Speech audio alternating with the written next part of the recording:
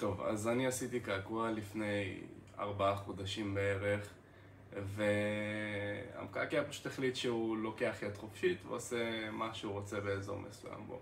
לא הייתי מרוצה מהתוצאה, ואמרתי לעצמי, טוב, יש שני אפשרויות. או שאני מתחיל לחפש איפה אני יכול להסתיר את זה, או שאני נתקע עם זה על עצמי. התחלתי לחפש בגוגל מקומות מומלצים לעשות בהם מסתרות, והגעתי לפה. אז הגעתי לפה לפגישת ייעוץ ללא עלות, והסבירו לי שאפשר לתקן את זה, ושזה נורא שטויות, ושזה בר תיקון, משהו שנלחצתי ממנו מאוד בהתחלה. התחלתי טיפול, אני מאוד מרוצה מהתוצאות. הקעקוע נראה שונה לחלוטין, והגעתי למצב שאני מצליח לאהוב אותו, במקום להתבאס כל פעם שאני רואה אותו במראה.